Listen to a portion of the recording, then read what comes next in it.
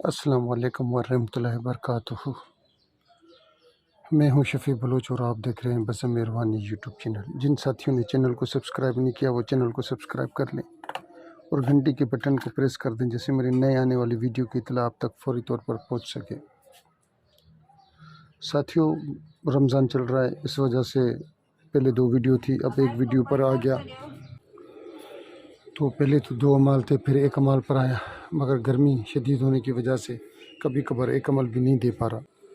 تو رمضان اور شدید ترین گرمی کی وجہ سے ہمارے یہاں سکھر سٹی میں بہت گرمی ہے، روزے ہیں اور درود پاک کا کچھ میں ورد زیادہ کرتا ہوں، اس وجہ سے کچھ کمی پیشی ہو رہی ہے۔ تو کل میں نے ویڈیو اپلوڈ نہیں کی، تو کل ساتھیوں نے بہت سونے میسج کیے۔ تو میرا یہی عرض ہے کہ رمضان میں جو میں ویڈیوز اپلوڈ کر سکوں سو کر سکوں، اس کے بعد انشاءاللہ پھر وہی 2 اعمال ہوں گے روزانہ۔ یہ کمی کوتاہی جو ہے وہ مجھے معاف کر دیا جائے۔ آج کا جو عمل ہے وہ سفلی عامل ہو، کالا عامل ہو، جو بھی ظالم عامل ہو، جو لوگوں کے ساتھ ظلم و ستم کرتا ہے، لوگوں کے لیے مشکلاتیں پیدا کرتا ہے، ان کو سبق دینے کا عمل، تو اس عمل کے لیے سبق کا عمل ہے۔ یہ عمل بھی مجھے میرے ایک دوست ہیں، محبوب ترین دوست ہیں، اچھے دوست ہیں میرے، انہوں نے مجھے دیا۔ ہمارے ہاں ایک عامل ہے، ابھی بھی ہے، وہ عملیات ابھی بھی کرتا ہے، چلے نہ چلے، تو اس کے لیے میں نے شروع کیا تھا۔ شکر الحمدللہ، شکر الحمدللہ، شکر الحمدللہ۔ 2-3 سال تک کے لیے تو وہ بند گیا۔ وہ بڑا ظالم عامل تھا، جو لوگ اس کے پاس جاتا تھا اس کو کہتا تھا کہ یار میرے پاس، وہ کہتا تھا صحیح ہم آپ کے پاس رابطہ کیسے کریں، اس کو کہتا تھا یار میرے پاس موبائل نہیں ہے، موبائل دے دو۔ جس کے پاس ان دنوں تو ٹچ موبائل اتنے نہیں تھے، ٹچ موبائل اب بہت زیادہ ہو گئے ہیں، ہر کسی کے پاس ٹچ آ گیا ہے۔ پہلے ہر کسی کے پاس کی پیڈ موبائل ہوتا تھا، چھوٹے والے، وہ اس کو دے دیتا تھا، جس کا کام ہوتا تھا اس سے وہ موبائل لے لیتا تھا۔ دن میں 4-5 موبائل، 6 موبائل وہ اسی طریقے سے بنا لیتا تھا، پیسے بھی بڑے ظالم لیتا تھا۔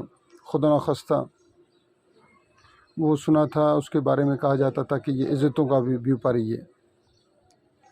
تو اللہ رب العزت نے وہ کام مجھ سے کرانا تھا، مجھ جیسے جٹ جاہل سے،